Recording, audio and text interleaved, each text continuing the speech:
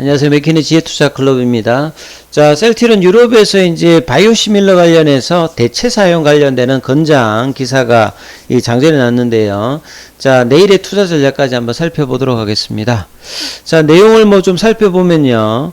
이 미국에서도 이제 휴미라 관련되는 어떤 이제 바이오시밀러 할 때 셀트리온이 이 인터체인저블 관련되는 부분에서 미국에도 이제 임상 IND를 좀 넣었고 유럽 쪽에도 넣었다는 뭐 이런 기사들은 최근에 많이 나왔는데요. 자, EU에서도 바이오시밀러 관련되어서 상호 교체 사용 관련되는 부분, 학대 관련되는 어떤 이야기가 나왔습니다. 그래서 이 기사 부분에 대해서 이 오후에 나왔던 기사들로 다시 한번 정리 한번 해드려보면요. 자, EU의 어떤 의약품 규제기관이 바이오시밀러 관련되어서 인식 개선에 나서면서 사실 이제 바이오시밀러가 초기에 이제 부상할 때 유럽이나 미국에서는 기존에 이제 바이오 오리지널 제품을 쓰고 있던 당시에서 이 바이오시밀러를 좀 쓰겠냐 이런 어떤 의구심들이 많이 들었기 때문에 바이오시밀러의 어떤 송구적인 어떤 입장에서 셀트리온이 좀 이제 틈새로 나갈 수 있는 어떤 배경이 되었거든요. 그래서 이제 빅파마들이 여기에 조금 이제 관심이 좀 덜한 상황에서 근데 이제 의료진들도 이런 어떤 인식이 있는 상태에서 셀트리온이 이제 2013년도에 렘시마를 유럽에 그리고 2016년도에는 이제 미국 시장에 이제 허가를 받으면서 진출하면서 점유율이 올라가면서 많이 개선이 되었다 하더라도 아직까지 이런 부분들이 있는 상황이고 기존에 이제 바이오 이제 오리지널하고 이 시밀러 간에 관련해서 이 인터체인저블 관련되는 부분들이 지금은 굉장히 좀 과거에는 이제 퍼스트 무브가 중요했다면 요게 이제 상당히 좀 중요한 어떤 상황이죠.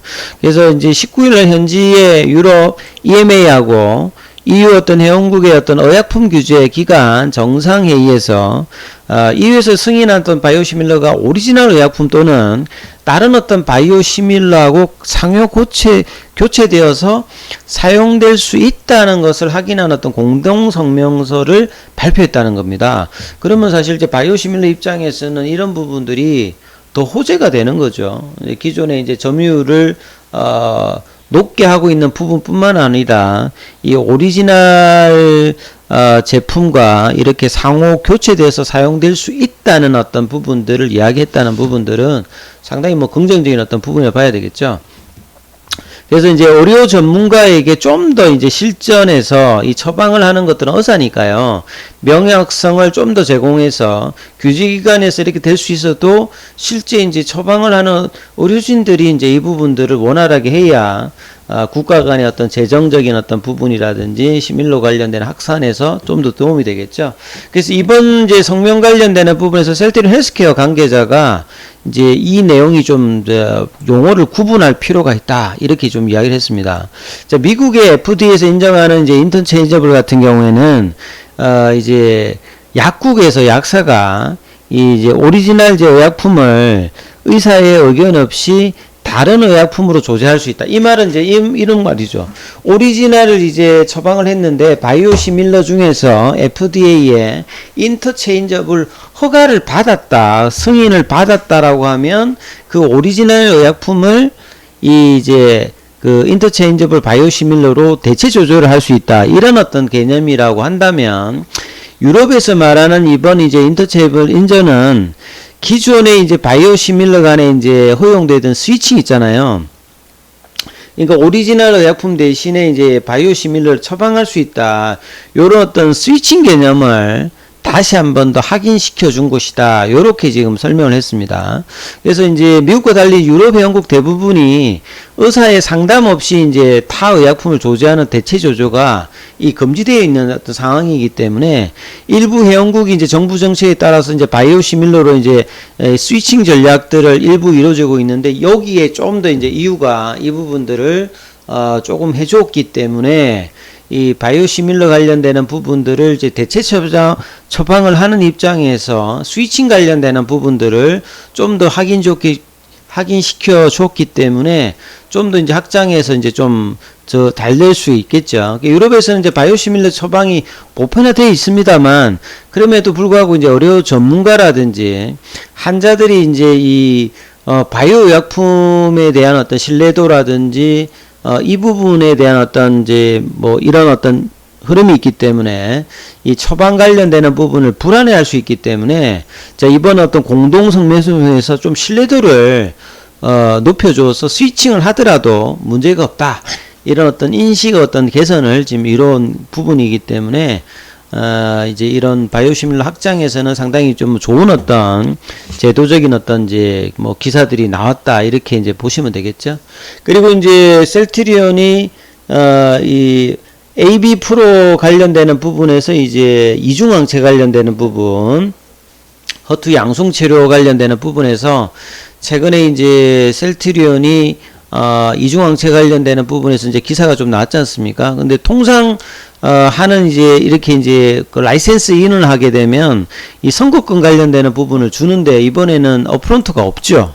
그 대신에 이제 상업화에 성공을 하게 되면 고액의 이제 판매 마일스톤 관련되는 부분을 지급합니다. 총 지급 규모가 2조가 넘는 어떤 부분인데 셀트리온이 어떤 전임상이라든지 임상 허가 단계에서 개발 마일스톤을 이제 139억 정도를 지급을 하고 이제 이후에 이제 AB 프로에도 별도의 또 지분 투자도 하기 때문에 기존의 이제 ADC뿐만 아니라 이런 이제 그 이중항체 관련되는 부분까지도 확장을 해서 이 항암제 파이프라인을 바이오시밀러에서 기존에 뭐 이 하고 있는 트룩시마라든지 호주마에 이어서 위암까지 포트폴리오를 확장할 수 있는 이런 부분들을 지금 회사에서 이제 강조를 했지요. 그래서 이 부분들은 지금 전임상 단계의 어떤 이제 단계인데요. 이게 타켓이 이제 허투와 T세포 중에서 이제 CD3를 하고 있습니다. 요거 이제 T세포를 인게이지 형태로 땡겨줘서 이 면역세포의 어떤 기능을 확장시켜주는 어떤 부분이라 보시면 되는데요. 기존에 이제 항체가 이제 Y자 형태로 되어 있는 부분이지 않습니까? 여기 이제 각각의 이제 항체를 이제 이 부분에다 달아가지고 이제 타켓을 달리해서 하는 부분을 이제 이중항체니까 ADC 같은 경우에는 이게 Y자 항체의 어떤 이제 여기에다가 이제 링크를 달아가지고 이제 세포독성 항암제를 이제 달아서 하는 여기 이제 ADC라고 하면 이중항체는 여기에다가 이제 별도의 항체를 이제 달아서 이제 하는 이제 기전이라고 보시면 되는데요. 그래서 T세포 활성화 조절로 정상세포에 대한 어떤 독성을 최소화하면서 암세포에 대한 어떤 특이성을 극대화한 어떤 형태로 지금 셀트리온이 이제 이 부분에서 좀 상당히 좀 기대를 하고 있죠. 그래서 셀트리온 관계자가 이제 이중항체 항암 신약이라는 공동 목표를 위해서 이 각사가 AB 프로와 셀트리온이 가진 어떤 장점과 이 노하우를 최대한 활용해 가지고 치료제 개발에 집중하겠다. 이렇게 좀 이야기를 했죠. 그리고 이제 기존에 이제 ADC 관련되는 부분과 지금 이중항체 이런 어떤 이제 일종의 바이오 베타의 개념을 확장시킨 항암제 어떤 이제 기술이라든지 분야를 좀 더 이제 확장을 하겠다는 소리죠. 그래서 이 이제 ADC라든지 이중항체 기술이라는 것은 기존의 항체 관련되는 대비해서 표적세포의 어떤 특이성을 좀 더 강화시키는 겁니다. 그리고 효능을 좀 더 기존의 이제 항체 치료제보다는 증가시키니까 일종의 이게 이제 바이오 베타의 개념이죠. 근데 생각보다 ADC라든지 이제 바이스페시픽 이제 안티바디가 시장 자체가 빨리 이렇게 최초에 나온 것에 대비해서는 활성화가 좀 많이 안 돼 있는 부분인데요.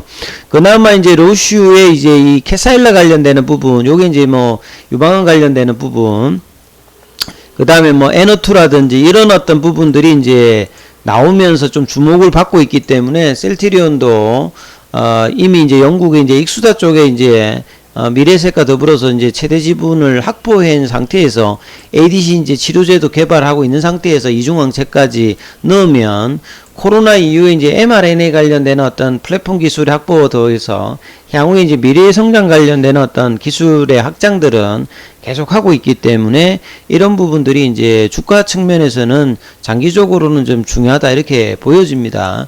그리고 이제 AB 프로는 모더나의 어떤 이제 창업자인 로버트 랭거 박사가 이제 사내이사로 있고 날싹 상장을 조금 이제 진행을 하려고 하고 있는 부분이기 때문에 이 부분까지 이제 가세가 된다라고 하면 셀트리온 입장에서도 주가 측면에서도 뭐 중요하다고 봐야 되겠죠. 그래서 로버트 랭거 박사 주가가 이제 사내회사로 재선임되어 있기 때문에요. 나스닥 상장의 어떤 이슈들도 상당히 뭐 중요한 어떤 부분이다. 이렇게 볼 수가 있습니다. 그래서 셀트리온 어떤 주가 흐름을 보게 되면 장 초반에는 16만 3천원까지 밀렸어요.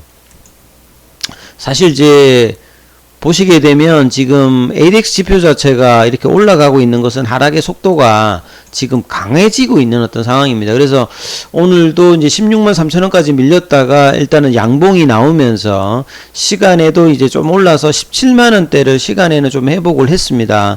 그래서 프로그램 쪽은 이제 어제는 매도였습니다만 계속 이제 좀 플러스권으로 매수가 들어오고 있는데 기간이 조금 이제 수급이 좀 안 좋은 어떤 상황에서 공매도 관련되는 부분들도 전일보다 좀 늘어나면서 여러분들 수급이 좀 안 좋은 어떤 흐름이 있었습니다만 일단은 양봉을 일단 내면서 지금 이제 보시면 8월달 말부터 해가지고 계속 이제 침체존에 슬로우 스토캐스틱은 이제 있는 상태거든요.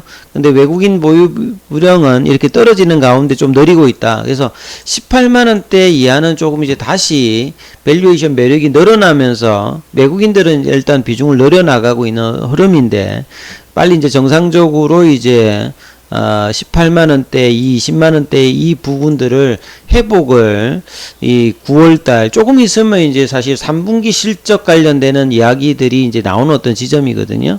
이 회복들이 이제 어떻게 되는지 이 부분도 내일도 관심을 가지시면서 투자 대응 전략을 삼으셔야 될 것 같습니다. 여기까지 하겠습니다.